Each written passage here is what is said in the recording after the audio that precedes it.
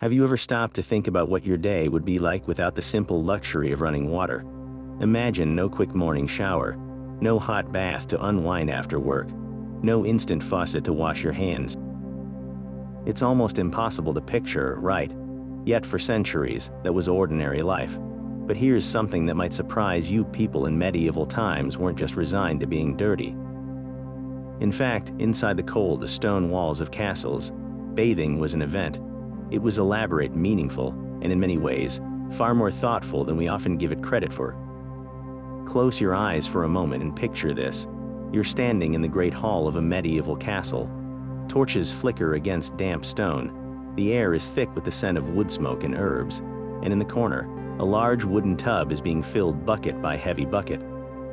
This wasn't just about getting clean, it was a ritual, a moment of warmth in a cold world, a symbol of status, and sometimes even a social occasion. We often imagine the Middle Ages as grim, unwashed, and smelly, but the truth is so much richer and more fascinating. Bathing in a castle wasn't a daily chore. It was an experience steeped in ceremony, practicality, and even a little bit of mystery. So how did they do it? How did lords and ladies, knights and servants, manage hygiene in a world without plumbing? What strange tools did they use? What beliefs guided them? And how often did they really bathe? In this video, we're stepping back in time to uncover the hidden world of medieval cleanliness. We'll explore the myths, reveal the realities, and walk through the surprising sophistication of castle life, one bucket of hot water at a time. This isn't just a history lesson. It's a journey into the rhythms of daily life, a testament to human ingenuity, and a reminder that even something as simple as taking a bath can tell an extraordinary story. We've all heard the stories, haven't we? The idea that people in the Middle Ages were caked in dirt, that they never bathed, and that the very air in a castle was thick with the stench of unwashed bodies. It's a stereotype so deeply ingrained in our popular imagination that it feels like an undisputed fact. But what if almost everything we think we know about medieval hygiene is wrong? The truth is, the dirty Middle Ages is one of history's most successful and enduring myths, and it's time we finally washed it away. This misbelief didn't come from the medieval period itself, but rather from much later interpretations. During the Renaissance, which literally means rebirth, there was a deliberate effort to portray the preceding centuries as a dark, ignorant, and backward time, a stark contrast to the new age of enlightenment and rediscovered classical knowledge. This dark age narrative was then enthusiastically amplified centuries later by the Victorians. Living in an era of rapid industrialization, public health reforms, and new scientific discoveries about germs, Victorians looked back at the medieval period with a sense of superiority. They projected their own newfound anxieties about sanitation onto the past, creating a caricature of filthy peasants and nobles alike. But the historical record tells a completely different story. Medieval people did not just accept dirt. They had a sophisticated understanding of cleanliness, though their definition was often different from our own. For them, being clean wasn't just about soap and water. It involved spiritual purity, social status, and health in a holistic sense. Manuscript illustrations from the time frequently depict people bathing in large tubs. Medical texts like the Trotula offer detailed recipes for soaps, hair washes, and fragrant bathing oils. Accounts from monasteries outline strict rules for washing hands and feet before meals and prayers. Even town records show public bathhouses were common and popular fixtures in many cities, serving as social hubs where people could gossip and relax. The real decline in bathing habits actually came later, after the Middle Ages had ended. The outbreak of the Black Death in the 14th century and subsequent waves of plague led to a widespread, though misguided, medical theory. Physicians began to believe that hot water opened the pores, allowing diseased, miasma, or bad air to enter the body and cause illness. This fear, combined with the gradual closure of public bathhouses due to concerns over prostitution, led to the very practices the Victorians would later mistakenly attribute to the entire medieval era. So the next time you picture a knight in grimy armor or a lady drenched in perfume to mask her stench, remember, that image says far more about the 19th century than it does about the 14th. Of course, the grandest wooden tub in the world is useless without one vital ingredient: water. And inside a stone fortress, often perched high on a hill or surrounded by a moat, water wasn't just a convenience, it was a lifeline, a strategic resource as critical as any stockpile of weapons. So how did these castles, designed to withstand sieges for months on end, manage to provide enough water not just for drinking and cooking, but for the incredibly thirsty endeavor of filling a bathing tub? The answer is a fascinating story of medieval engineering, relentless labor, and clever adaptation. First and foremost, the ultimate symbol of a castle's self-sufficiency was its well. Digging a well within the castle walls was an absolute priority during construction, often reaching astonishing depths to tap into underground aquifers or water tables. The well at Château de Coucy in France, for example, plunges over 60 meters down. That's deeper than the Leaning Tower of Pisa is tall. These wells were engineering marvels, their shafts meticulously lined with stone to prevent collapse. The water was drawn up bucket by heavy bucket, a task that required significant muscle power, usually from a designated servant or even a draft animal turning a large wooden wheel. A reliable well meant a castle could hold out during a long siege. A poisoned or compromised well could mean certain defeat, but wells weren't the only source. Castles also made brilliant use of rainwater collection systems. Vast networks of lead or wooden gutters channeled rainwater from the complex roofs and courtyards into massive underground storage tanks called cisterns. These cisterns, often lined with waterproof plaster, were the castle's water savings account, a crucial reserve for times of drought or when the well was under maintenance. This collected rainwater was typically used for non-drinking purposes like washing clothes, watering animals, and of course, for bathing. It was a practical, sustainable solution that turned every rainfall into a valuable resource.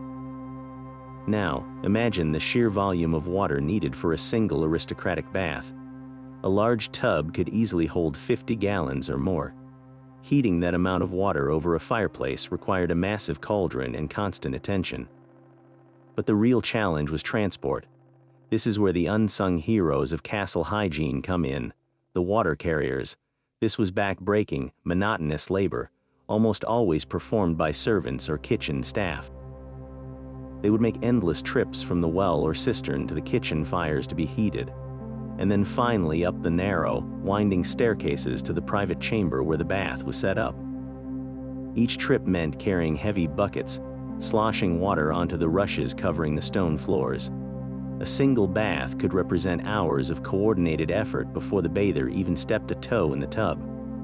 This immense labor is the primary reason bathing wasn't a daily occurrence for everyone. It was a luxury defined not by the cost of soap, but by the immense physical cost of the water itself. The castle's entire bathing ritual, therefore, rested on this foundation of engineering and human exertion, a hidden infrastructure that made the fleeting luxury of cleanliness possible. So where exactly did this monumental effort of hauling and heating water actually take place? If you were to wander through a medieval castle searching for a bathroom, you'd be looking for a very long time. Unlike our modern homes with dedicated, permanent rooms for bathing, hygiene in a castle was a movable feast, an event that could be set up almost anywhere privacy and practicality could be arranged. For the nobility, the most common and prestigious location was right inside their own private bedchamber. This wasn't just about convenience, it was a powerful statement of status. Only the wealthiest could afford a separate, heated room, so bringing the bath to the lord or lady's personal quarters transformed the act into a private, luxurious ritual. Imagine a large wooden tub, often lined with soft linen sheets to prevent splinters, placed near the roaring fireplace for warmth. The steam would rise, mingling with the scent of herbs like lavender or rosemary thrown into the water, creating a small oasis of comfort and cleanliness within the vast, cold stone fortress. This was their sanctuary, But this level of privacy was a luxury reserved for the very top of the social ladder. For others living and working within the castle walls, bathing was a far more communal and utilitarian affair. Knights and soldiers might wash up in the courtyard using a trough or a bucket after training. Servants and kitchen staff would likely use a designated basin in the kitchen or their own cramped quarters. There was no one-size-fits-all approach. The location was dictated entirely by your rank and the resources available to you. This flexibility highlights a key difference between medieval and modern life. Space was multifunctional. A bedchamber was for sleeping, receiving guests, and, when needed, for bathing. A courtyard was for defense, for work, and for washing. The concept of a single room built for a single purpose was almost unheard of outside of a chapel or a great hall. The very design of the baths themselves underscores this portable reality. The iconic image of a medieval bath is the wooden tub, often called a bathing tunnel. These were not fixed installations but large, staved vessels, much like a barrel cut in half, that could be carried by servants to wherever they were needed. After use, the water was bucketed out, often onto the garden or simply dumped out a window, and the tub itself was stored away until next time. For those of even higher status, more elaborate arrangements existed. Some nobles had folding tubs that could be packed away for travel, a must for an aristocracy that was constantly moving between their various estates. There are even records of large, luxurious tents being erected within a chamber to contain the bathwater's steam and heat, creating a temporary, private sauna. This portability meant that the act of bathing could transform any space, however briefly, into a place of cleansing and relaxation. A testament to the medieval ability to create comfort and ceremony, no matter the surroundings. But the wooden tub was far from the only option for those with the means to aspire to something greater. For the highest echelons of nobility, especially as the medieval period progressed into the Renaissance, bathing vessels became astonishing works of art and engineering. The most luxurious tubs were crafted from metals like polished copper, bronze, or even lead-lined silver. These materials were not only incredibly expensive, but also far better at retaining heat than wood, allowing a lord or lady to soak in warmth for a much longer period. These metal tubs were often ornately decorated with embossed designs, family crests, or intricate patterns, turning a functional object into a magnificent display of wealth. Some were even mounted on feet shaped like animal claws or heraldic beasts, elevating them from a simple container to a piece of fine furniture. Possessing such a tub was an unambiguous declaration of one's place in the world. It was a statement that you could command not only the resources for such an extravagant item, but also the army of servants required to fill, maintain, and move its immense weight. The design of these vessels also reveals fascinating details about the social nature of bathing. While we often imagine a solitary, private soak, bathing in a castle could be a surprisingly communal activity. The largest and most impressive tubs were sometimes built for two, essentially acting as a marital bed for the world of hygiene. This wasn't considered odd or immodest. It was a practical way for a couple to share the luxury of hot water and the intimacy of the ritual. Beyond the couple, bathing could also be a social event. High-status visitors might be offered the chance to bathe as a mark of great honor and hospitality, and there are accounts of noblewomen bathing together in a show of camaraderie and friendship. The tub itself, therefore, was more than a wash basin. It was a stage for social bonding, diplomacy, and display. Its size directly correlated to the number of people you could impress or host within its steamy confines. This hierarchy of cleanliness extended all the way down the social ladder, with the design of one's bathing vessel serving as a perfect mirror of one's station.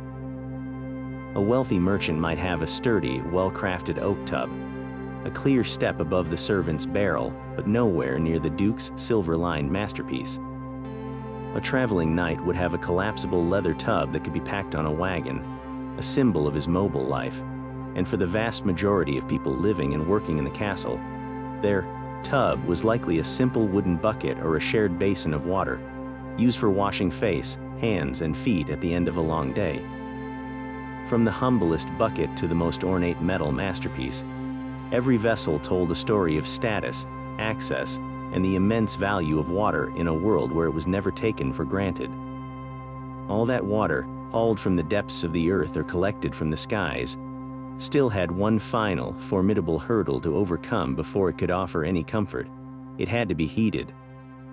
In a world without thermostats or water heaters, warming 50 gallons of water was an industrial operation, one that centered on the beating heart of the castle, the kitchen.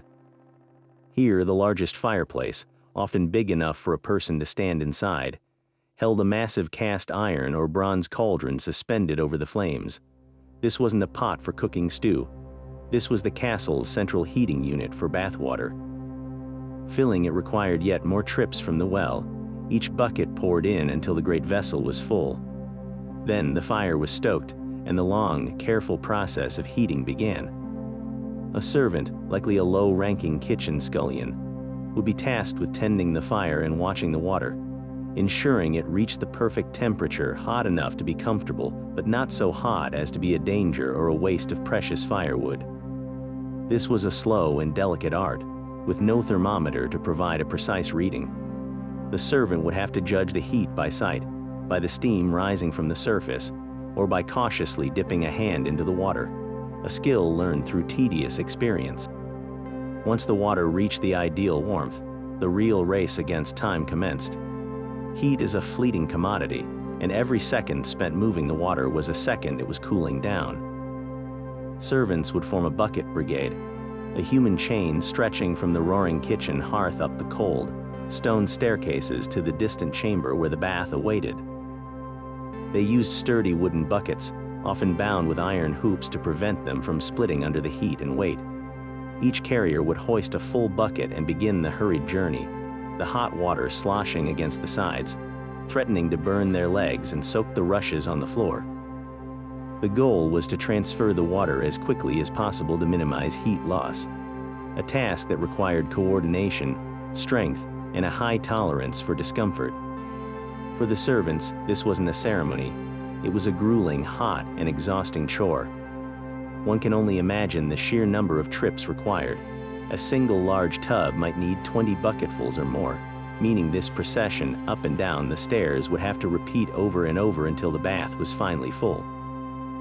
This immense expenditure of effort, the cutting and hauling of firewood, the hours of tending the fire, the dangerous work of carrying scalding water through cramped passages, put a tangible cost on cleanliness.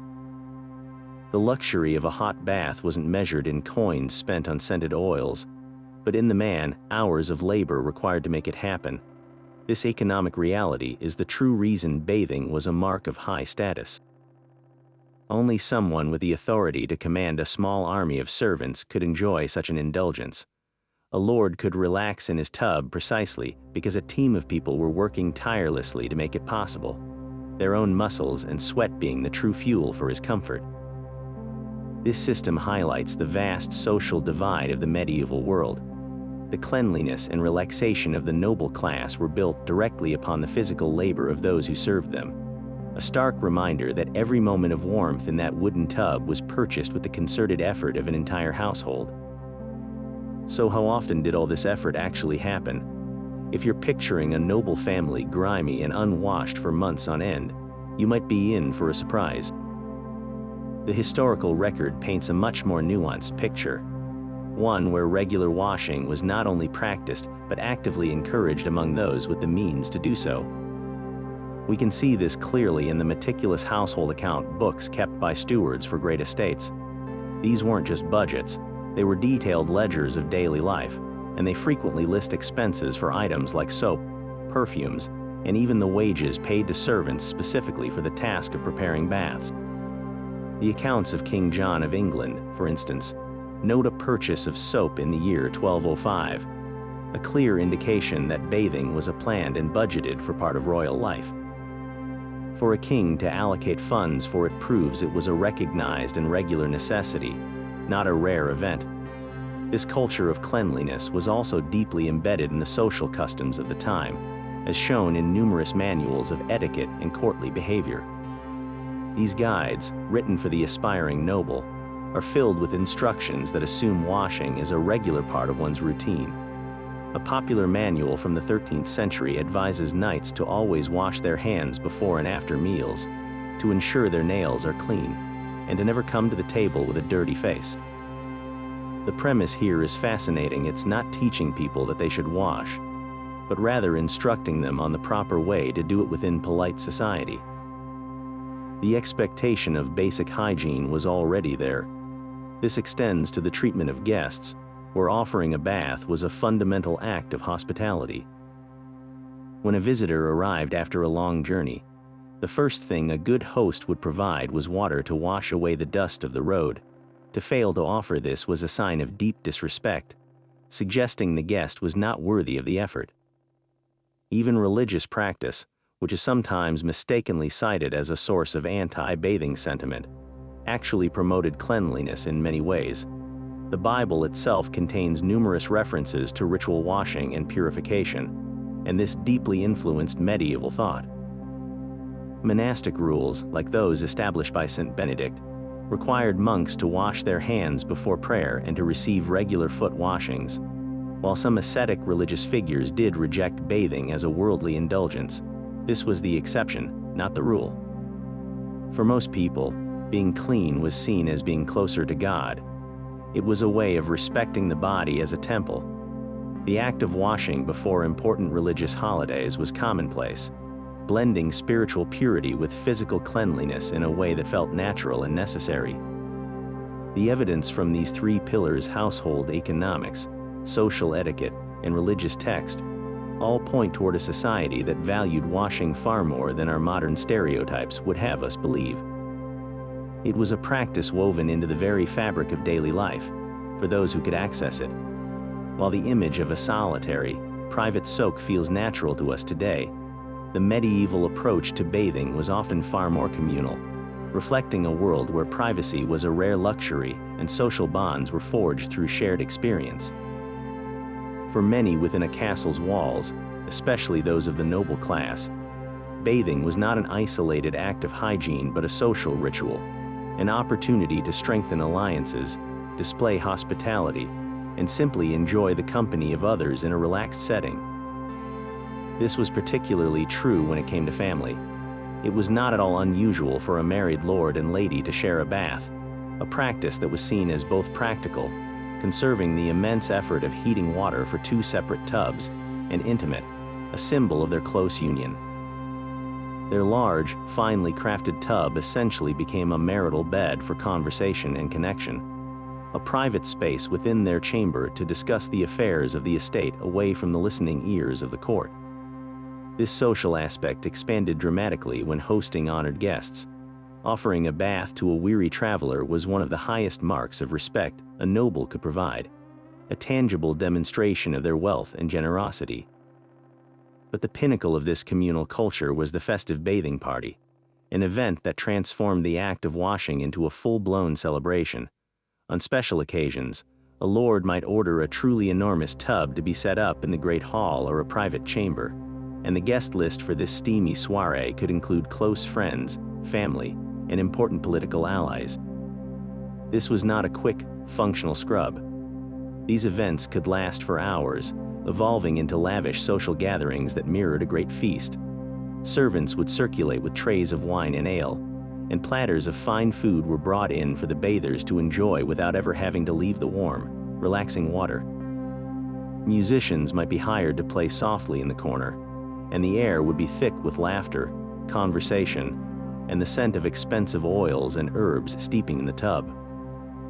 In this context, the bath itself became a stage for power in politics. To be invited to share a bath with a powerful lord was a sign of immense favor, a non-verbal promise of trust and alliance. Deals could be struck and secrets shared in the unique confidentiality of the steamy air, where the formal constraints of the court were temporarily washed away. For a host, being able to provide such an extravagant experience, the hot water, the food, the entertainment, was a potent flex of their resources and the efficiency of their household staff. It showed they commanded not just land and titles, but the human power to create a profound, fleeting luxury. These gatherings perfectly illustrate the medieval blend of practicality and pageantry. What began as a basic human need was elevated into a sophisticated tool for social bonding, diplomatic maneuvering, and sheer, unabashed enjoyment, all within the comforting embrace of a wooden tub. Beyond the private chambers of the castle, a far more vibrant and democratic world of bathing thrived in the bustling towns and cities of the High Middle Ages. Here, the immense labor of hauling and heating water was taken off the shoulders of individual households and turned into a public utility, accessible for a small fee. These establishments were known as stews in England, from the Old English word for a heating room, and bagnios throughout the rest of Europe, a term borrowed from the Italian bagno for bath. Far from being grim, functional places, these public bathhouses were the absolute center of social life for a huge cross-section of medieval society, from wealthy merchants and guildsmen to traveling scholars and ordinary laborers. Walking into a typical urban stew would have been a sensory experience unlike any other in the medieval world. The air was thick with steam, carrying the mingled scents of wood smoke, infused herbs, and the warm, earthy smell of wet wood and stone. The main hall would be dominated by a series of large, communal tubs, often arranged in tiers with the hottest pools at one end. Patrons of all classes would soak together, conversation and gossip echoing off the vaulted ceilings. Attendants circulated with towels, jugs of ale, and even simple foods, turning a simple wash into a prolonged social occasion. It was a place to relax aching muscles after a week of hard labor, to hear the latest news from traveling traders, to discuss business, or to simply unwind in a way that was otherwise impossible in crowded, drafty homes. For many, a weekly trip to the stews was as routine and essential as going to the market. The culture of these bathhouses was so deeply woven into the fabric of urban life that they even became associated with specific trades. In London, the banks of the Thames were famously lined with stews, particularly in an area known as Bankside, which was under the jurisdiction of the Bishop of Winchester. This led to the women who worked there being colloquially known as Winchester geese, a stark reminder that the relaxed, convivial atmosphere of the bagnios also had a darker, more complex side. While for most patrons they were simply communal baths, the privacy and freedom they offered also made them associated with prostitution, a link that would eventually contribute to their downfall. Yet, to define them solely by this aspect is to miss their immense cultural significance. For centuries, they served as the closest thing a medieval town had to a community center, a neutral ground where the rigid hierarchies of daily life could be, quite literally, submerged in the warm, democratic waters of the public bath. Now, with the tub filled and steaming, our medieval bather is ready to step in. But what did they use to actually get clean? Forget the rows of gels, shampoos, and conditioners we have today. Their arsenal of cleaning agents was far simpler, yet surprisingly effective and often fragrant. The most common tool was soap, but medieval soap was a very different substance from the gently scented, moisturizing bars we know now. For the vast majority of people, soap was a harsh, utilitarian product known as soft soap or lye soap. Its manufacture was a classic example of medieval ingenuity, turning common waste products into something useful. It was made by combining two key ingredients: animal fats, often tallow rendered from beef or mutton, and wood ash. The ash was packed into a barrel with holes in the bottom, and water was poured through it. This process leached out potassium hydroxide, creating a strong alkaline solution called lye water. This caustic liquid was then boiled with the animal fat in a large kettle, a process called saponification, which transformed the mixture into a soft, gelatinous, and highly alkaline soap. This homemade soap was effective at cutting through grease and grime, but it was far from gentle. It could be rough on the skin and had a distinctly pungent, smoky odor from the ash and animal fat. For those who could afford something better, there were more refined options. Across Europe, specific towns began to develop reputations for superior soap making. Castile soap from Spain was famous for being made with olive oil instead of animal fats, resulting in a harder, milder, and more pleasant bar. Venice and later Marseille became renowned centers for high-quality soap production, exporting their fine, often scented products to nobility across the continent. A lord or lady might have a precious bar of imported soap, perhaps lightly perfumed with lavender or rose, as a clear mark of their refined taste and wealth. Using such soap transformed the cleaning ritual from a simple scrub into a sensory experience. But soap was only part of the story. The medieval bath was often a veritable herbal stew. It was common practice to toss handfuls of dried herbs and flowers directly into the bathwater. Lavender was a favorite for its calming scent and believed ability to ward off illness. Rosemary was prized for its invigorating aroma and was thought to improve memory. Mint, sage, and chamomile were also popular, each chosen for their fragrance and their perceived medicinal or soothing properties. These herbs didn't just mask the smell of the basic soap. They infused the entire bathing experience with a sense of luxury and well-being, turning the water into a fragrant, therapeutic brew. For the face and hair, more delicate preparations were used. Women might wash their hair with a mixture of rosemary steeped in white wine, or use a paste of ground almond meal and oats as a gentle cleanser and exfoliant. Finally, to complete the cleaning process, one needed something to scrub with. The modern loofah or soft washcloth had a much rougher medieval cousin, the strigil. This tool, borrowed from ancient Roman bathing culture, was a curved metal scraper. After oiling the skin and perhaps using a coarse, woven cloth or a natural sponge for an initial wash, the bather would use the strigil to scrape away the combination of oil, soap, and loosened dirt. It was a practical, effective way to exfoliate and cleanse the skin thoroughly. For those without a strigil, a simple linen rag or a bundle of rough straw would suffice. From the harsh, homemade lye soap of the commoner to the imported olive oil bars and herb-infused waters of the elite, the medieval approach to cleaning was a testament to their resourcefulness and their deep-seated desire not just to be clean, but to feel pampered and refreshed. These aromatic additions to the bathwater were far more than just a medieval version of bubble bath. They were a sophisticated form of early aromatherapy and preventative medicine, deeply rooted in the period's understanding of health and wellness. The medieval worldview was governed by the theory of the four humors: blood, phlegm, black bile, and yellow bile, and it was believed that illness occurred when these humors fell out of balance. Bathing itself was thought to open the pores and make the body vulnerable to external influences, particularly the dreaded miasma, or bad air, which was believed to carry disease. Herbs were the crucial defense against this invisible threat. By steeping the water with certain plants, bathers aimed to fill the steam they inhaled and the water that touched their skin with beneficial properties that would ward off sickness and restore internal equilibrium. This practice turned the simple act of washing into a holistic treatment for both body and spirit. Lavender was perhaps the most cherished herb for this purpose, and its uses were multifaceted. Its calming, floral scent was immediately recognizable in a steamy chamber, helping to soothe the mind and relieve the anxieties of a noble's often stressful life of politics and warfare. But its value went far beyond mere relaxation.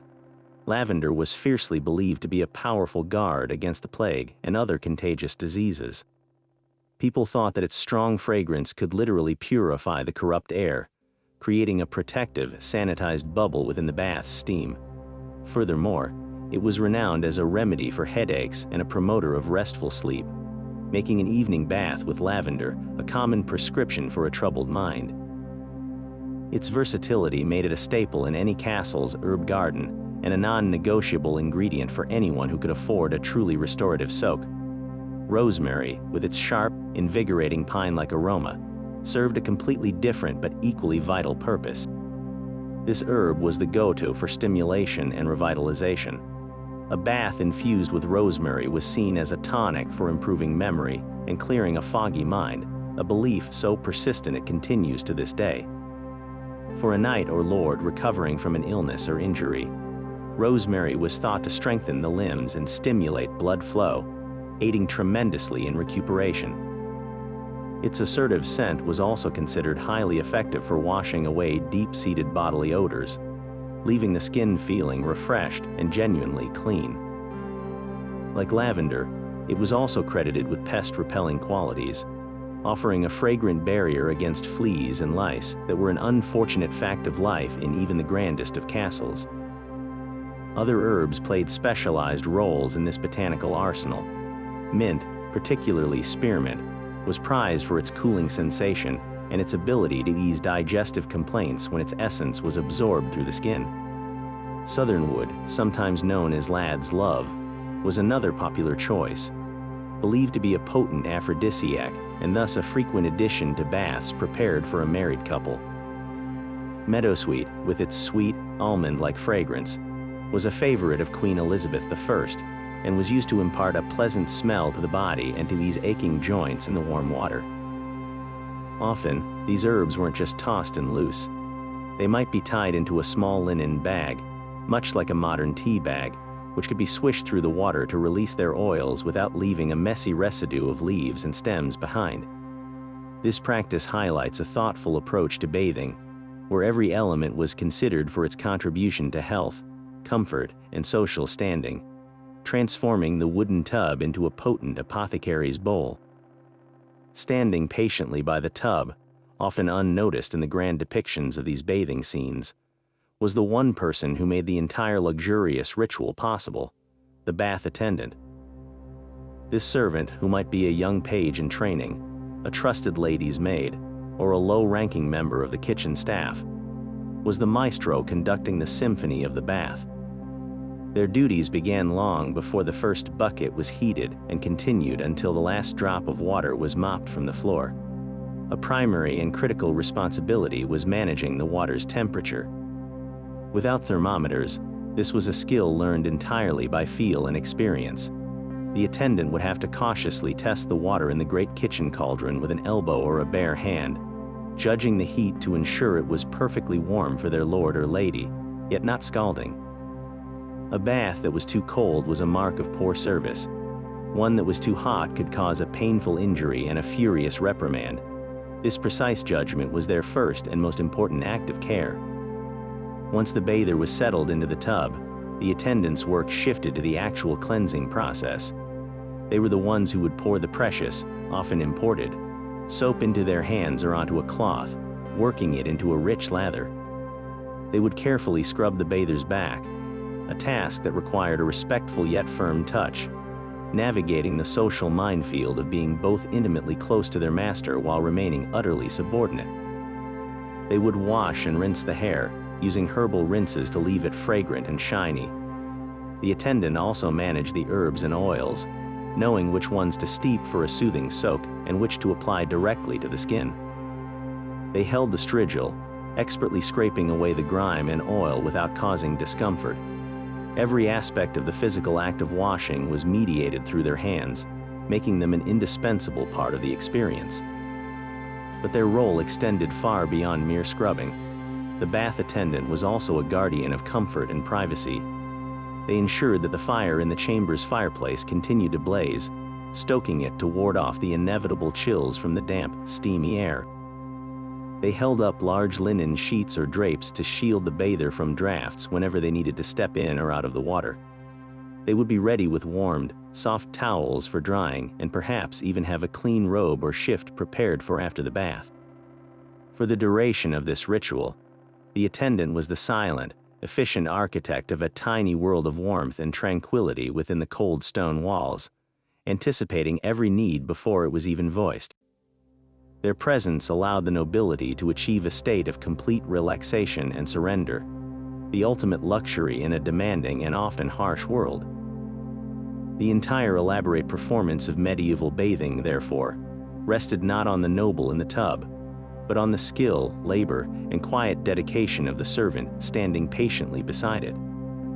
For the medieval mind, the line between taking a bath and taking your medicine was incredibly thin, almost non-existent. This wasn't just about feeling clean. It was a deliberate therapeutic act, prescribed by physicians and guided by a medical framework that had dominated European thought for over 1,000 years.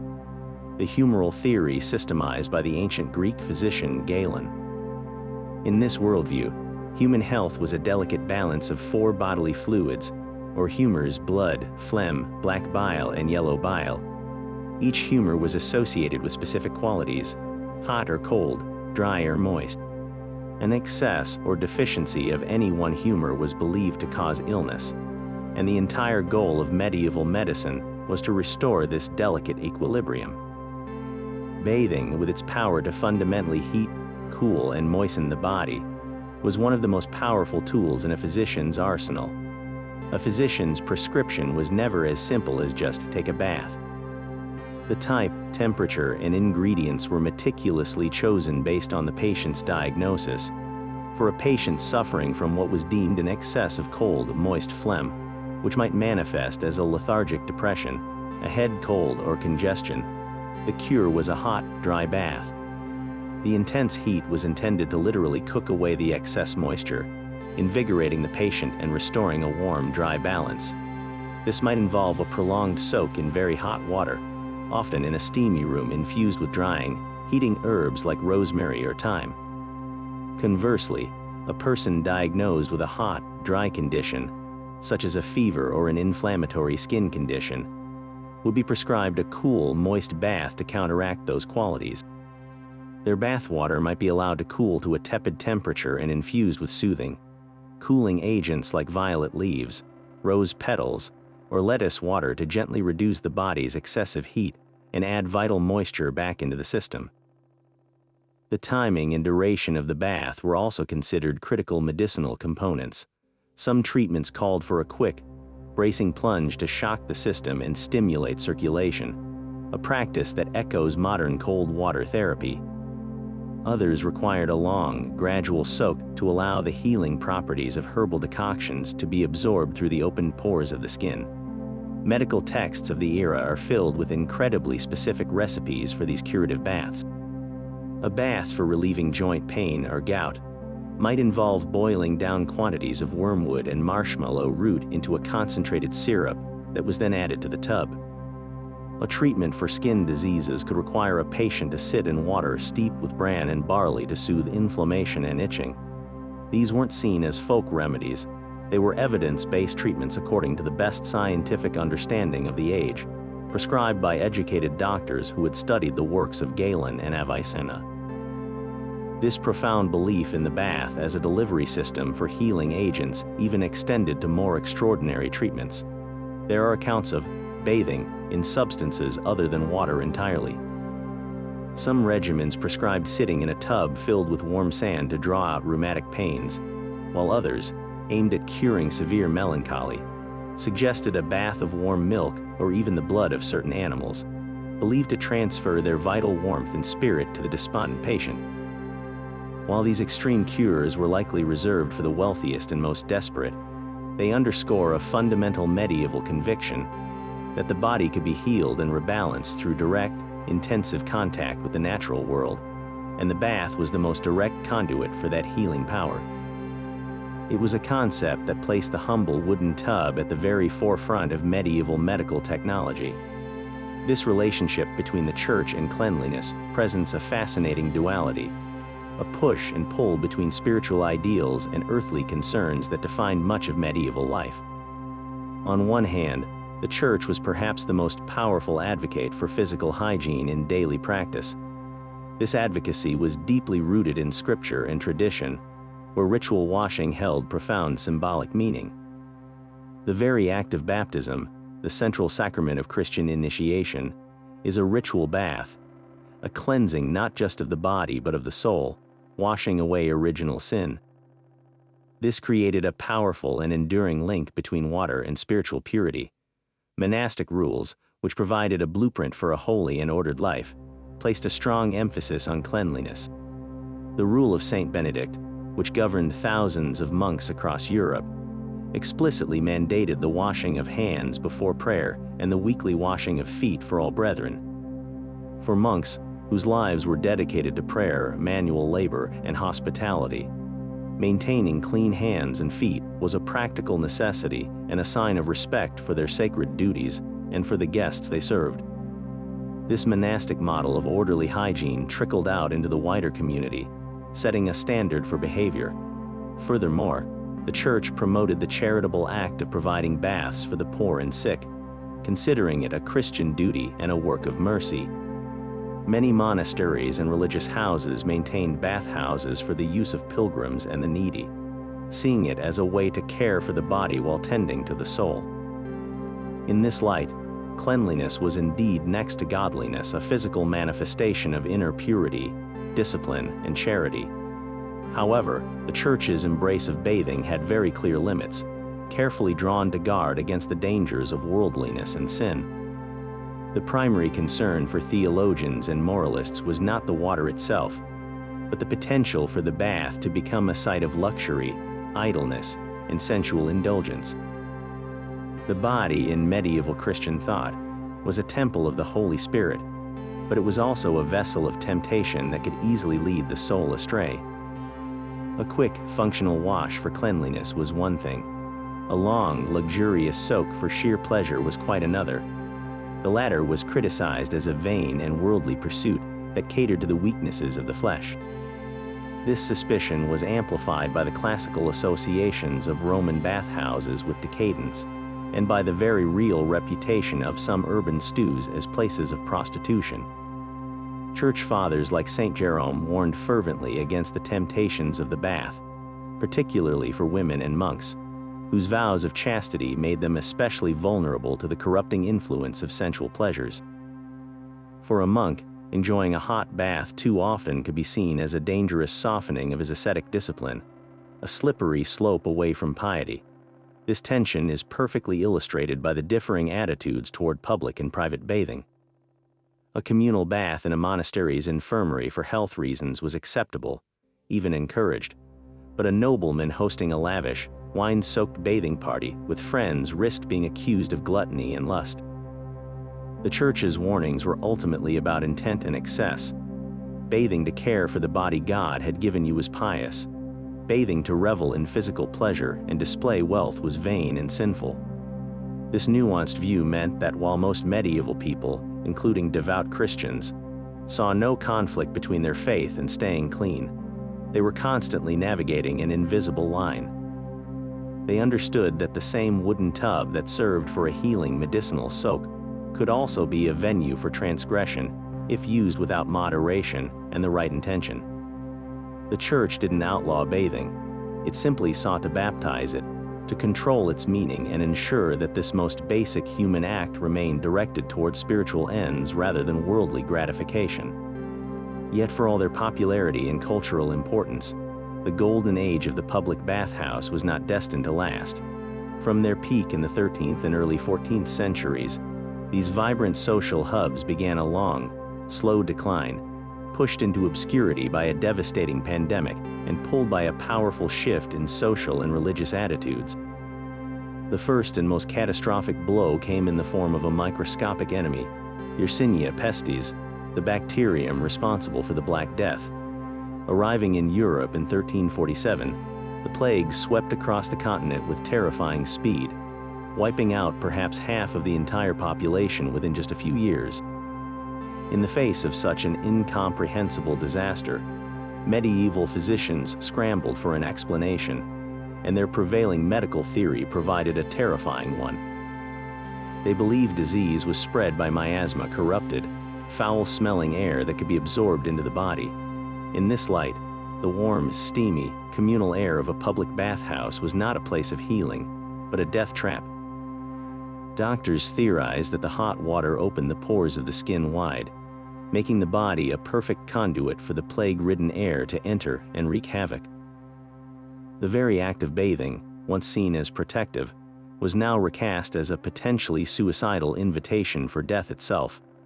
In a desperate attempt to ward off the disease, people began to avoid baths altogether, believing that a layer of grime could seal the pores and act as a protective barrier against the corrupted atmosphere. This fear was so potent that it lingered for centuries, fundamentally altering the relationship between water and wellness. Compounding this medical terror was the bathhouse's unfortunate and increasingly undeniable link to the oldest profession. The same factors that made stews such wonderful social levelers, their privacy, their relaxed atmosphere, Their location away from the prying eyes of family and neighbors also made them ideal venues for prostitution. In cities like London and Paris, many bathhouses were, in practice, dual-purpose establishments. The line between a bath attendant and a sex worker was often blurry, and the term stew itself became a common euphemism for a brothel. As the initial horror of the plague waves began to subside, civic and religious authorities looking for a cause for God's wrath latched onto this connection with puritanical fervor. They argued that the bathhouses were not just medically dangerous, but morally corrupt, sinful places that had invited divine punishment upon entire communities. One by one, city councils began to revoke the licenses of these establishments, not explicitly because of the plague, but under the guise of cleaning up public morality. The bathhouses were condemned as dens of iniquity and ordered closed, their great tubs dismantled and their fires left to grow cold. This gave authorities a tangible, if misguided, way to take action against a society they felt had grown far too lax and sinful. This crackdown on public bathing aligned perfectly with a broader, continent-wide shift in religious sentiment. The relative openness and merrymaking of the High Middle Ages were giving way to the more austere, introspective, and often severe attitudes of the Reformation and Counter-Reformation. New Protestant denominations, particularly the Calvinists and Puritans, emphasized personal modesty, self-discipline, and a deep suspicion of anything that smacked of sensual pleasure or vanity. To these reformers, the idea of groups of people lounging naked together in warm water, socializing and drinking, was the very epitome of the worldly indulgence they sought to purge from society. They preached that the body was a source of temptation and sin, something to be disciplined and covered, not pampered and displayed. Even within the Catholic Church, the Counter-Reformation prompted a new emphasis on piety and moral rigor. The communal, social bath was antithetical to this new worldview. Bathing, if it was to be done at all, was to be a brief, private, functional act, a far cry from the hours-long, wine-soaked social gatherings of the past. The combined forces of plague-induced terror and rising religious austerity effectively dismantled a centuries-old institution, pushing the culture of bathing back behind closed doors and, for many, making it a far rarer and more suspect activity than it had ever been before. Of course, maintaining personal freshness extended well beyond the occasional soak in a tub. For medieval men and women, daily grooming was a constant, ongoing process that addressed every part of the body, often with a surprising amount of care and ingenuity. Let's start from the top with hair care. Keeping one's hair clean and well kept was a significant priority, as it was a major component of personal appearance and social standing. For women, long, flowing hair was a mark of beauty, often braided, coiled, and covered with intricate nets, wimples, or veils. Men, particularly knights and nobles, also took pride in their hair and beards, which were seen as signs of virility and honor. Washing such hair, however, was no simple task without modern shampoos. The most common method was to use the same harsh lye soap used for the body, which could leave hair feeling stiff and looking dull. To counteract this, those who could afford it used herbal rinses to add shine and fragrance. A popular recipe involved steeping rosemary in hot water or even white wine. This rinse was believed not only to leave hair smelling pleasant, but also to darken it and strengthen its roots. Vinegar rinses were also common to help remove soap residue and add luster. Combing was an essential daily ritual, performed with finely crafted combs made of wood, bone, or even ivory for the wealthy. This wasn't just for styling. It was a practical defense against the ever-present menace of lice and nits. A special type of fine-toothed comb, not unlike a modern flea comb, was used to meticulously scour the hair and remove these unwelcome guests. To further ward off pests, people would sometimes tuck sachets of fragrant herbs like lavender or fleabane into their head coverings or bedding, creating a scented barrier against infestation. Now, let's talk about the most misunderstood aspect of medieval hygiene: dental care. The popular image of everyone having black, rotten teeth is another dramatic exaggeration. While they lacked fluoride toothpaste and electric toothbrushes, medieval people were not indifferent to the state of their mouths. They understood that food left on teeth led to discomfort and bad breath, and they had a toolkit of methods to deal with it. The most basic tool was a simple linen cloth. A person would rub their teeth and gums with a clean, damp cloth to wipe away food particles. This was a common way to clean the mouth after a meal, especially for those of lower status. For a more thorough clean, many people turned to nature's toothbrush, a chewed twig. The end of a twig from an aromatic tree like hazel, oak, or willow would be frayed by chewing, turning it into a soft, fibrous brush. The user would then rub this frayed end against their teeth to scrub them. Some would even dip these twigs in abrasive powders to enhance the cleaning effect. These powders were the medieval equivalent of toothpaste, and recipes varied widely. A common mixture might include crushed rosemary or mint leaves for freshness, combined with an abrasive agent like finely ground salt, chalk, or even crushed brick or burnt eggshells. Yes, crushed brick. It was abrasive enough to scrub away plaque but undoubtedly harsh on the enamel. Herbs like sage were prized for their ability to whiten teeth and sweeten the breath, while spices like ground cloves or cinnamon were luxurious additions for the wealthy, valued for their pain-relieving and antiseptic properties. Bad breath, or halitosis, was a well-recognized social faux pas, and medieval people had an array of solutions. Beyond the cleaning methods, they frequently used natural breath mints. They would chew on aromatic seeds like anise, fennel, or parsley.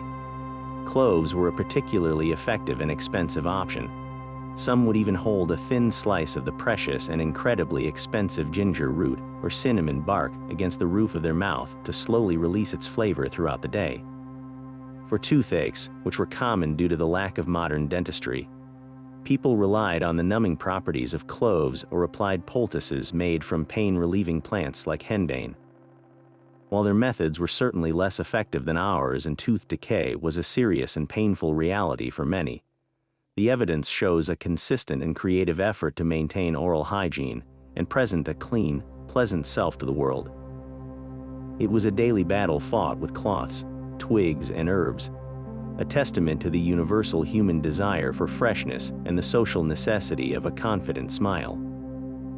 While a noble might only enjoy a full bath once a week or even once a month, their outward appearance of cleanliness was maintained by a crucial and often overlooked element of medieval hygiene, the laundering of linen. The concept of laundering might seem separate from bathing, but in practice, they were two parts of the same system. The most important garments for personal cleanliness weren't the lavish, heavy outer robes we see in tapestries, but the simple, lightweight shifts and chemises worn directly against the skin. This layer, for both men and women, acted as a primary defense against grime. The idea was that the linen undergarment would absorb the body's sweat and oils, protecting the expensive, difficult-to-clean outer layers of wool and silk. This linen shift could then be regularly removed and washed, effectively keeping the person clean between baths. In many ways, the frequency of your laundry day was a more accurate measure of your personal hygiene than the frequency of your soak in a tub. The process of washing these linens, however, was a monumental task that fell to the household servants, particularly the laundress. Without modern detergents, their cleaning agents were powerful but brutally harsh on both the fabrics and the hands that washed them. The most common cleaning solution was, once again, lye. This was made by dripping water through wood ash to create a potent alkaline solution that could cut through grease and organic stains. An even stronger option was chamber lye, which was quite literally collected human urine. While the very thought is shocking to us, it was a practical and readily available resource. Urine contains ammonia, which is a powerful natural cleanser and disinfectant, and it was saved in household chamber pots specifically for this purpose. For particularly stubborn stains or for whitening fine linens, fuller's earth, a type of fine clay with absorbent properties, might be used, or the laundress might employ a mixture of animal fat and alkaline salt to create a crude, heavy soap for the toughest jobs. The physical act of washing was an intense, day-long labor. It typically began with a preliminary soak in a large trough or barrel to loosen the dirt. The linens were then transferred to a large boiling copper, a vast cauldron set over a fire, where they were pounded and stirred with a long wooden paddle called a dolly peg or a battling stick. This wasn't a gentle cycle. It was a violent, boiling agitation designed to force the grime out of the fibers. After boiling, the most arduous part began, the rinsing.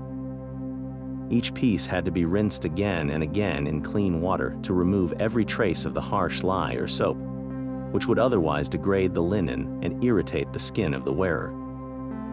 This meant endless hauling of heavy, wet buckets and countless hours of wringing out sodden cloth by hand. Finally, the clean laundry was laid out on grassy banks, draped over bushes, or hung on lines to be bleached by the sun, a natural whitener that helped maintain that prized bright, clean appearance. This entire exhausting cycle, from the collection of ashes and urine to the final sun bleaching, was a weekly ritual that required immense strength and resilience, all to ensure that the lord and lady of the castle could present a spotless, fresh-faced image to the world, their personal cleanliness literally woven from the labor of those who served them. Of course, while the castle's inhabitants went to great lengths to get clean, they also had to deal with the most basic of human needs in a world without modern plumbing. Tucked away in the thick stone walls of the castle, often in small, chilly chambers, was the essential but rarely glamorous garderobe. The name itself is a fascinating clue to its dual purpose. It derives from the French for garde-robe, as these small rooms were often used to store clothing. This wasn't just a space-saving measure.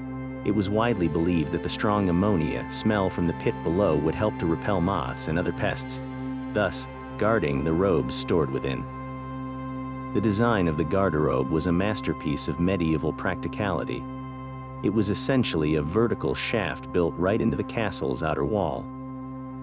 At the top was a simple stone or wooden bench with a hole cut into it, offering a surprisingly comfortable, if drafty, seat. This hole opened directly into a long, dark chute that plunged down the interior of the wall, sometimes for several stories, finally exiting through an opening near the base of the fortress. The destination for this waste varied depending on the castle's location and design. Many garderobes emptied directly into the castle's moat, effectively turning the defensive water feature into a rather unpleasant septic tank. Others drained into deep, brick-lined pits dug into the ground below the castle, known as cesspits. In some coastal or riverside fortresses, the chutes were designed to project the waste directly into the flowing water below, letting the current carry it away. For the nobility, using the garderobe was a relatively private affair, often located within or adjacent to their private chambers. But for everyone else, garderobes were more communal. Larger castles had multiple facilities, sometimes entire towers dedicated to this function, with several seats lined up in a row for soldiers or servants to use simultaneously, offering little in the way of privacy, but a great deal in efficiency. Regardless of status, a trip to the garderobe was a uniquely sensory experience. The constant draft whistling up the shaft provided some ventilation, but also meant it was perpetually cold. And depending on the weather and the state of the moat or pit below, certain aromas could waft back up, offering a pungent reminder of the castle's less elegant realities. This system, while clever, was not without its significant flaws and hazards. The most obvious problem was the gradual but inevitable filling of the moats and cesspits below. A stagnant moat thick with human waste became a potent health hazard and lost its defensive appeal, while a full cesspit would eventually back up into the chute, rendering the garderobe above unusable. Furthermore, these stone chutes, cutting through the heart of the castle's defenses, presented a serious security risk. There are famous accounts from sieges where entering attackers managed to climb up garderobe chutes to infiltrate a castle, a truly desperate and unpleasant tactic that sometimes proved successful. The most famous example is the legend of King John I of Portugal, who is said to have been killed by a spear thrust up through a garderobe hole during a siege in 1385.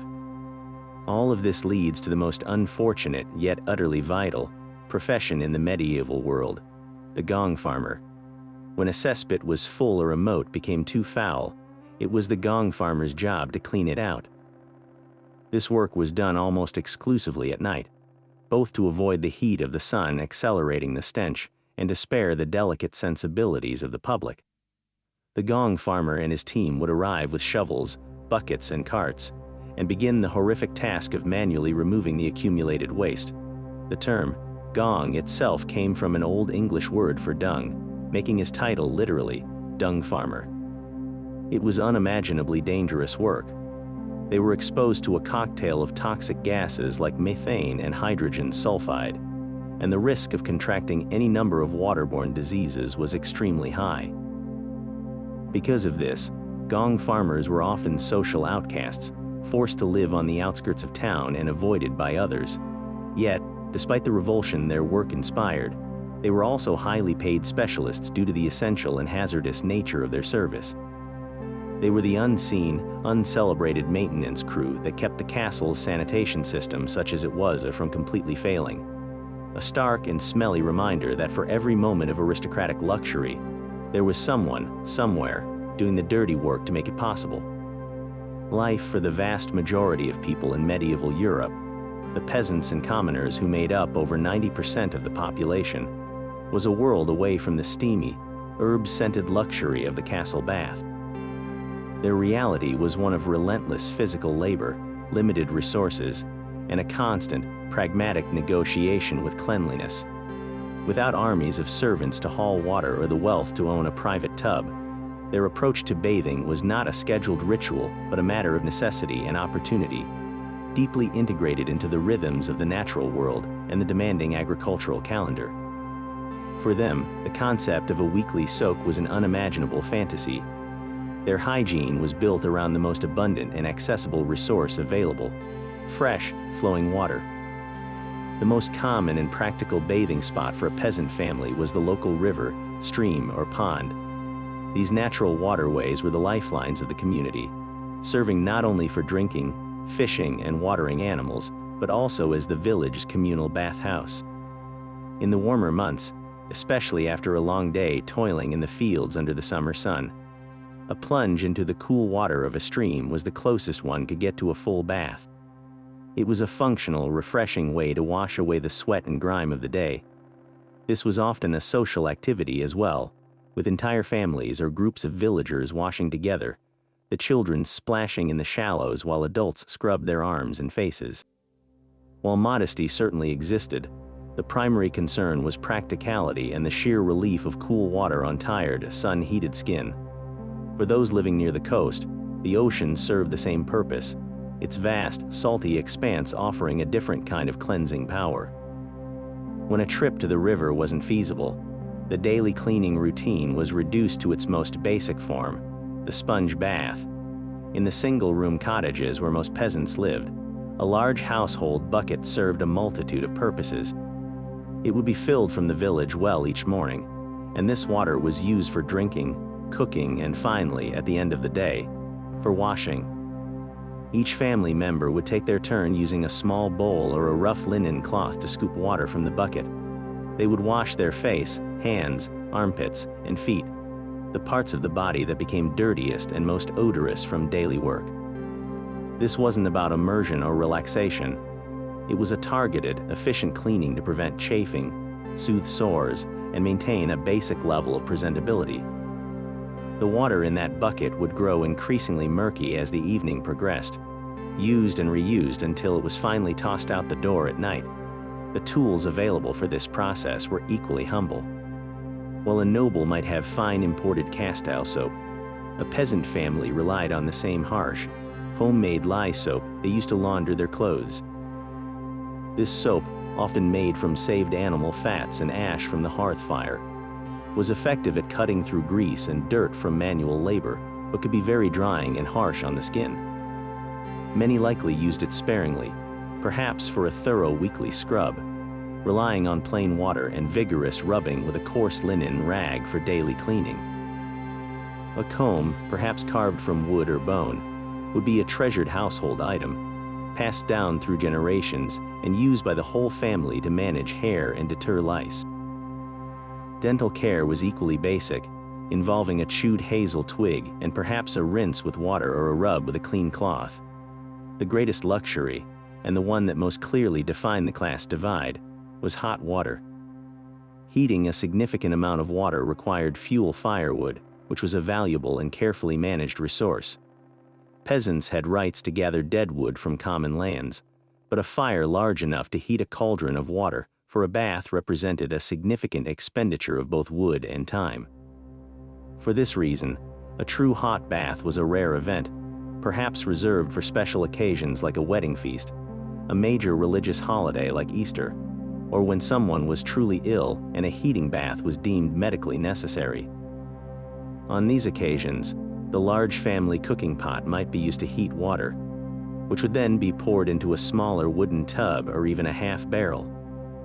This would be a major household effort, and the privilege of the first bath would likely go to the head of the household or the person in greatest need, with others using the same water after, each waiting their turn as the warmth gradually faded. This starkly illustrates the economics of cleanliness. For a lord, a bath was a display of wealth measured in servant labor. For a peasant, it was a costly luxury measured in precious firewood and time. Their hygiene was not defined by indulgence but by resilience, a constant and thoughtful effort to maintain dignity and health with the meager tools the world had given them. To truly grasp the pinnacle of medieval bathing, we must step inside the royal court, where hygiene was transformed from a personal necessity into a breathtaking spectacle of power and wealth. While a castle lord might command a dozen servants for his bath, a monarch like King John of England could marshal the resources of an entire kingdom for their comfort. The royal bath was less about washing and more about theater, a carefully staged performance designed to awe visitors and reinforce the divine right of the sovereign. Every element, from the temperature of the water to the scent of the oils, was meticulously orchestrated to broadcast a single, unmistakable message. This person is set apart from all others, reigning from a throne of both gold and rosewater. The staggering cost of these royal rituals is laid bare in the dry, pragmatic entries of royal household accounts, which recorded every penny spent on maintaining the crown's magnificence. King John's accounts from the early 13th century are particularly revealing. In the year 1205, a specific entry notes a considerable expenditure for the procurement of several thousand lavender and rose-scented soaps for the king's personal use. This wasn't a simple bulk order. It was a strategic acquisition of a luxury item, likely imported from the renowned soap makers of Castile or Venice, and its cost would have been astronomical. Another entry details payments to servants specifically for the heating and bearing of the bathwater, highlighting the immense manpower dedicated solely to this single recurring event. These financial records don't just list expenses, they quantify prestige, proving that a king's cleanliness was a matter of state importance worthy of a significant portion of the royal treasury. For a queen, the bathing ritual was equally elaborate, but often carried an additional layer of political significance. Take Queen Isabella of France, wife of Edward II of England, later known as the She-Wolf of France, for her formidable political maneuvering. For a woman of her station, bathing was a crucial part of her public image and diplomatic influence. Her bath would have been a symphony of rare and expensive ingredients. Imagine waters not just lightly scented, but deeply infused with costly imported spices like saffron and cinnamon, chosen not only for their exquisite fragrance, but for their believed properties to enhance fertility and preserve youthfulness, essential assets for a queen whose primary duty was to produce an heir. Her attendants would have anointed her skin with oils of almond and lily, imported from the Mediterranean at great expense, before using fine, woven cloths instead of rough linen to dry her. This was meticulous curation of the royal body, an investment in a living symbol of the kingdom's wealth and vitality. The protocol surrounding a royal bath was as rigid and complex as any court ceremony. Access to the monarch during this vulnerable state was a privilege granted only to the most trusted confidants and highest-ranking nobles, a sign of favor that could make or break a courtier's career. The chamber would be heavily guarded, and the process itself was a slow, deliberate progression, Servants moved with practiced precision, their actions a silent ballet of pouring, testing, and attending. The queen might even receive visitors while in her tub, conducting court business from a throne of scented water and steam, a powerful demonstration of her ability to wield authority in any circumstance. The bath was never merely a private act. It was a performance of sovereignty, a ritual that reinforced the social hierarchy with every bucket of hot water and every drop of perfumed oil, reminding everyone present that even in a state of undress, the monarch was still, and always, the crown. So when we tally the final cost of that seemingly simple soak, we move far beyond the price of a bar of soap. The true economics of a medieval bath were measured in a currency of sweat, timber, and time, making it one of the most overt displays of wealth imaginable. Let's start with the most fundamental resource, firewood. Heating the 50 or more gallons of water needed for a single noble's bath required an immense amount of fuel. A large manor house might consume several entire trees worth of wood just for this one purpose. This wasn't just deadfall gathered from the forest floor. It was valuable, seasoned timber that had to be cut, split, and hauled by woodcutters, a labor-intensive process in itself.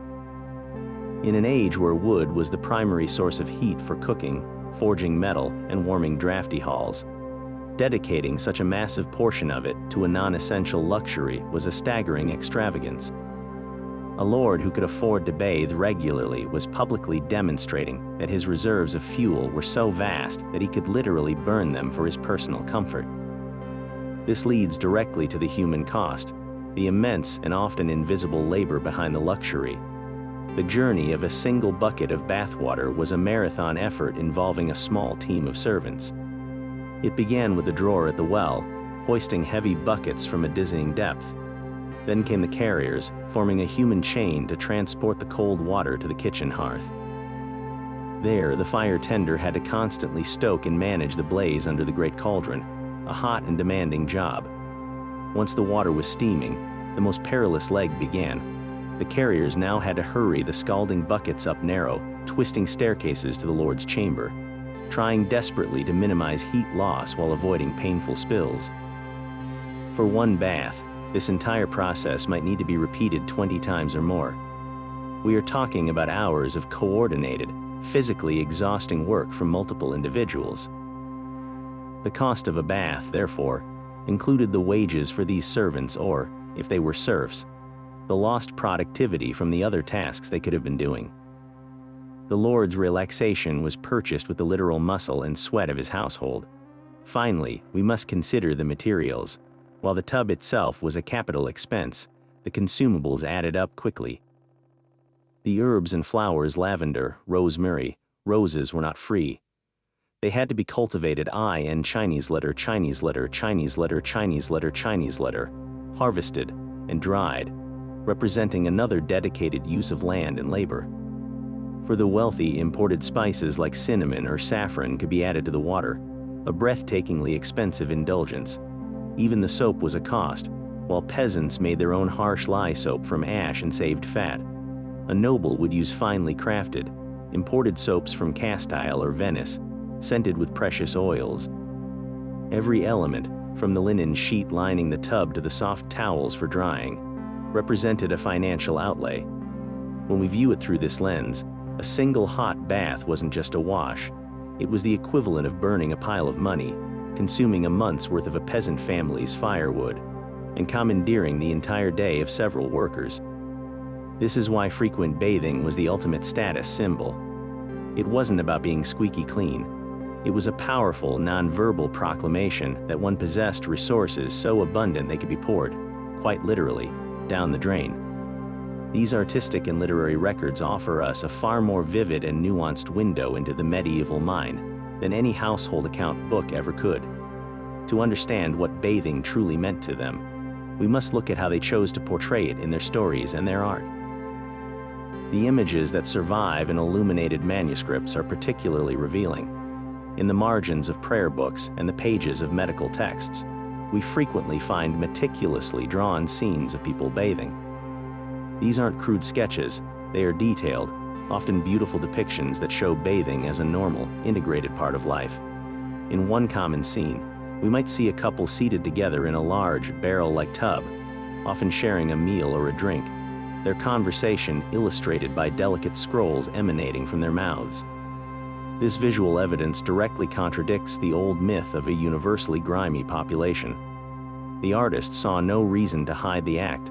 Instead, they presented it as a symbol of intimacy, health, and domestic harmony. The context of these illustrations is crucial to decoding their meaning. In medical manuscripts like the Tacuinum Sanitatis, bathing scenes are almost always accompanied by text explaining the health benefits of different types of baths, directly linking the image to the humoral theory of medicine. A depiction of a man sweating in a steam bath isn't just a picture. It's a diagram of a medical treatment, showing how heat could be used to drive out excess moisture and rebalance the body's humors. In religious texts, bathing takes on a deeply symbolic meaning.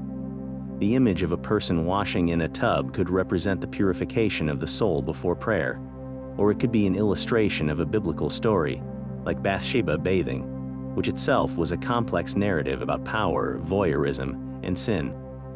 The artists and their patrons were making a conscious choice to include these scenes, telling us that bathing was a concept worthy of decoration and contemplation, woven into their understanding of health, spirituality, and daily life.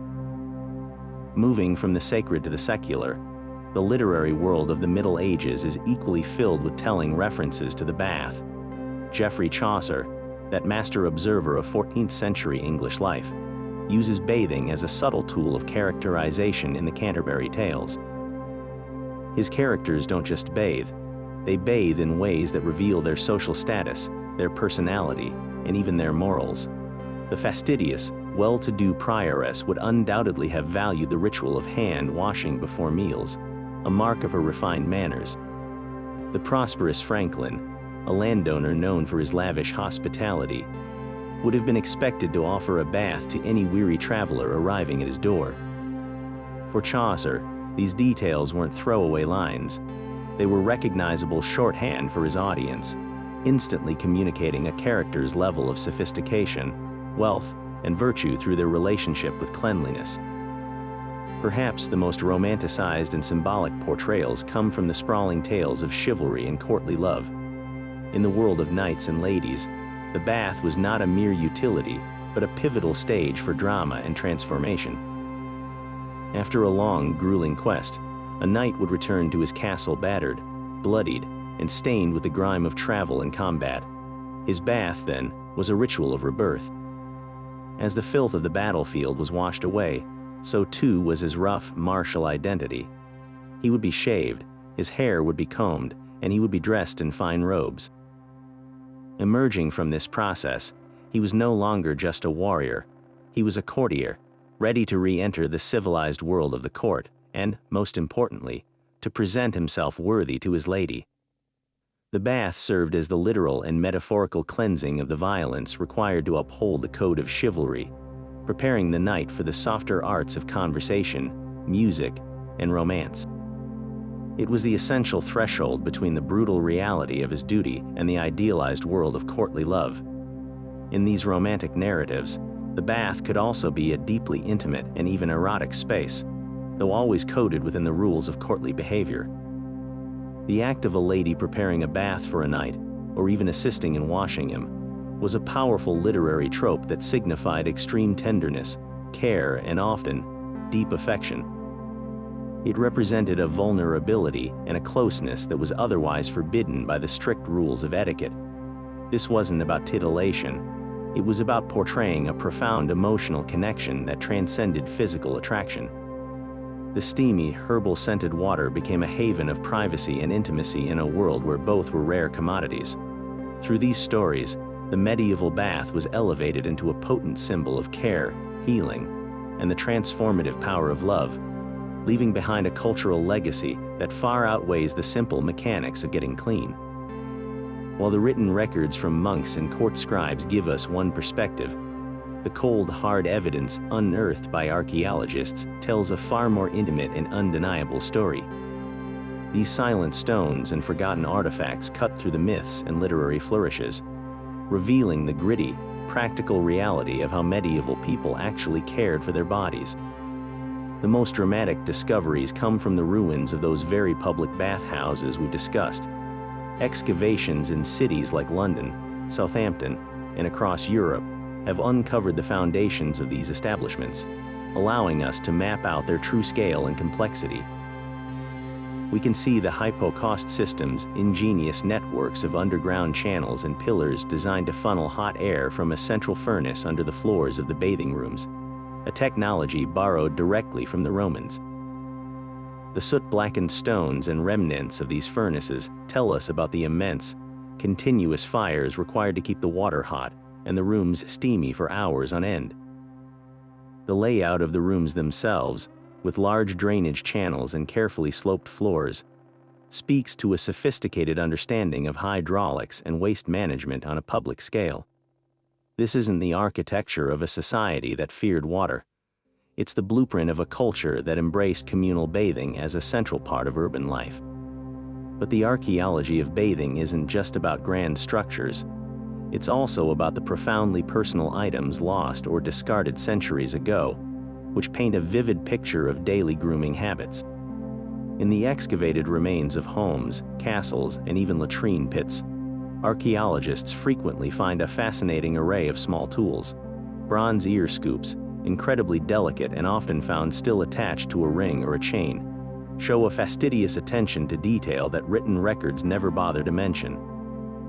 Intricate tweezers, made from copper alloy or even silver, tell us that the removal of stray hairs was a common practice across different social classes. These weren't crude implements. Many are beautifully decorated with intricate patterns or animal heads, indicating they were valued personal possessions, carried on one's person as part of a daily grooming kit. The discovery of finely carved bone or ivory combs, some with teeth so fine they were clearly used for delousing as much as for styling, reinforces the idea that managing one's appearance and hygiene was a constant, hands-on process. Perhaps the most telling finds are the ubiquitous presence of lice combs and the evidence of the pests themselves. Analysis of sediment from medieval drains and latrines often reveals the microscopic eggs of lice and fleas, proving that these parasites were a universal, inescapable part of life for everyone, from king to commoner. This physical evidence helps balance the romanticized image from illuminated manuscripts. It confirms that while people strived for cleanliness and had the tools to do so, they were engaged in a perpetual battle against infestation that they could never fully win. The discovery of small, lead alloy vessels that once held ointments or perfumes, often found in burials, suggests that scent played a crucial role in daily life, likely used to mask the body odors that even regular washing couldn't completely eliminate in a world without deodorant. The archaeological record also corrects the historical record on the scale of the bathing industry. The sheer number of soap-making pits found in medieval towns, identified by layers of accumulated ash and animal fat residue, points to a robust and widespread trade. In places like Bristol, England, excavations have revealed entire tenement plots dedicated to the industrial-scale production of soap, supplying the demand from local bathhouses and households. Similarly, the discovery of large, specialized pottery vessels known as aquamaniles, often shaped like lions or knights, shows how water was ritually poured for hand washing at noble tables, a practice hinted at in etiquette manuals but proven by these tangible objects. Every fractured piece of a finely glazed bath tile, every worn-down stone step leading to a long-vanished bathhouse, and every humble, discarded tweezers pulled from the dirt adds a crucial piece to the puzzle. Together, they build an irrefutable case that medieval people were not passive in their dirtiness. They were active, inventive, and persistent in their pursuit of cleanliness, using every tool and technology at their disposal to carve out moments of comfort and dignity in a challenging world. The world of the medieval bather, with its herb-scented steam and backbreaking labor, could not last forever. The forces that began to dismantle it, the terror of plague, the rise of religious austerity, and the closure of public bathhouses ushered in a long period where water itself became viewed with deep suspicion. For centuries, particularly among the European elite, The concept of immersion bathing largely fell out of favor, replaced by an emphasis on what we might call dry cleaning. The preferred method for maintaining a respectable appearance became a linen cloth, heavily perfumed pomanders to ward off foul air, and an abundance of powder to cover any lingering evidence of the body beneath the lavish, layered fashions of the Renaissance and Baroque periods. This era, often pointed to as the true, great unwashed period, was ironically born from a misguided attempt to be healthy, a stark departure from the more water-positive culture of the actual Middle Ages. The journey back to the tub was a slow one, driven not by a sudden desire for cleanliness, but by a convergence of industry, science, and social reform. The real turning point began in the 18th and 19th centuries with a new understanding of public health. Pioneers like Dr. John Snow in London, who traced a cholera outbreak to a contaminated water pump in 1854, provided irrefutable evidence that disease was spread not by bad air, but by contaminated water. This germ theory of disease revolutionized medicine and public policy. Governments launched massive public works projects to bring clean, pressurized water into crowded cities through vast networks of iron pipes, while simultaneously building sewer systems to carry waste safely away. For the first time in history, the average person had reliable access to a virtually unlimited supply of clean water right in their own home, fundamentally changing the calculus of personal hygiene. This technological revolution in plumbing was the essential foundation, but the final step into the modern shower required a burst of entrepreneurial invention. While rudimentary shower-like devices had been imagined for centuries, the first practical patented shower was created in England in 1867 by William Feetham. His design used a hand pump to force water into a basin overhead, which would then be released by pulling a chain, a cumbersome process, but a start. The true breakthrough came with the advent of reliable indoor heating and pressurized water systems. Now, a network of pipes could deliver hot and cold water on demand to a dedicated fixture on the wall. The late 19th century saw a flurry of patents for shower heads, mixing valves, and enclosed stalls, transforming the shower from a novelty into a viable product. Initially, these early showers were adopted by institutions, barracks, prisons, boarding schools where their efficiency in washing large numbers of people quickly proved their worth. But it was the 20th century, with its embrace of mass production, modern materials like fiberglass and acrylic, and a growing cultural obsession with speed and efficiency, that cemented the shower's place in the private home. The bathroom shrank from a multi-purpose chamber to a compact, highly functional room designed for a single purpose: a quick, invigorating daily rinse. The slow, social, and steamy ritual of the medieval bath, which required an hour of preparation for an hour of soaking, was ultimately replaced by a process that takes mere minutes, a perfect symbol of our modern, fast-paced world. We traded the communal, ceremonial soak for the private, efficient spray, gaining convenience but losing an entire culture of connection and relaxation that once turned the simple act of getting clean into a moment of profound human warmth. So, after this deep dive into the world of wooden tubs and steam-filled chambers, what's the final verdict on medieval bathing? It's clear that our modern caricature of a universally filthy past is not just inaccurate, it's a complete disservice to the ingenuity and sophistication of medieval life. The truth is far more fascinating. Bathing was not a forgotten art but a nuanced practice, woven into the very fabric of their world. It was a marker of social status, a form of preventative medicine, a tool for diplomacy, and a cherished social ritual. The complexity of their systems, from the engineering of castle wells and rainwater cisterns to the sophisticated herbal knowledge infused into every bath, reveals a society deeply engaged with the challenge of cleanliness, not one that had resigned itself to dirt. This journey through the garderobes and great halls should do more than just update a historical fact. It should change how we view the past itself. It teaches us to be wary of the easy stereotypes we inherit, those stories crafted by later generations to make themselves feel superior. The Dark Ages were not so dark, and the people who lived in them were not so different from us. They sought comfort, connection, and dignity. They used the resources and knowledge available to them to create moments of warmth, health, and pleasure in a world that could often be cold and difficult. Their story is one of resilience and resourcefulness. The next time you step into a shower and turn a knob for instant, endless hot water, take a second to appreciate the sheer miracle of it. That simple act represents centuries of innovation, from the gong farmers clearing out the cesspits to the engineers who devised modern plumbing. Our daily convenience is built upon the accumulated labor and ingenuity of countless generations who worked to solve the same human problems we face today. Their solutions may look different from ours, but the desire for a clean, refreshed body and a sense of well-being is a timeless human impulse.